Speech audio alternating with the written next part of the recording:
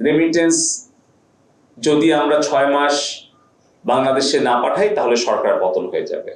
প্রবাসী ভাই বোনদের কাছে বিনয়ের সাথে আবারও করজোড়ে অনুরোধ করতে চাই, এই মিথ্যা গুজবে আপনারা কান দিবেন না। আমাদের দেশের সম্পদ, আমাদের সরকারের যত অবকাঠামো, এগুলো কিন্তু আপনাদের রেমিটেন্সের পয়সা, দেশের কৃষক, শ্রমিক, ব্যবসায়ী সকলের ট্যাক্সের পয়সা দিয়ে তৈরি। সেতু ভবন যারা ধ্বংস করে, যারা একটি বিকৃত মানসিকতায় আনন্দ করছেন, তাদের জন্য বলি যে এই যে হাজার হাজার কোটি টাকার সম্পদ ক্ষতি হলো, এই যে কোটি কোটি ছাত্রছাত্রীদের মনে হৃদয়ে ক্ষত তৈরি হলো, এই ক্ষতিটা কিন্তু সরকারের নয়, এটা কিন্তু জনগণের ক্ষতি।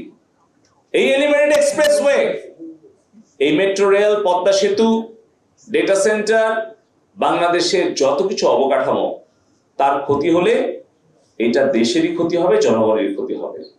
রেমিটেন্স যারা পাঠানোর বিরুদ্ধে অপপ্রচার করছেন, রেমিটেন্স আপনারা যদি বাংলাদেশে 6 মাস না পাঠান বা আপনারা যদি বৈধ পথে না পাঠান, এই ক্ষতিটা কার হবে?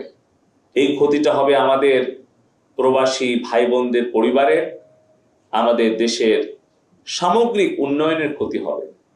তাই এই অপপ্রচারগুলো আমাদের প্রতিরোধ করার জন্য সবাইকে ঐক্যবদ্ধ হয়ে কাজ করতে হবে। আমি লক্ষ্য করছি যে অনেকেই অপপ্রচার করছেন যে রেমিটেন্স যদি আমরা 6 মাস বাংলাদেশে না পাঠাই তাহলে সরকার পতন হয়ে যাবে।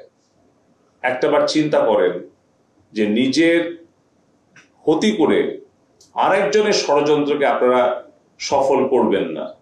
এর আগেও কিন্তু এই ধরনের অপপ্রচার হয়েছে, বহুবার হয়েছে, বারবার কিন্তু সত্যের জয় হয়েছে, মিথ্যার পরাজয় হয়েছে, কিন্তু তত দিনে যে ক্ষতিটা হয়ে গেছে সেটা কিন্তু আমাদের কাটিয়ে উঠতে অনেক সময় লেগেছে।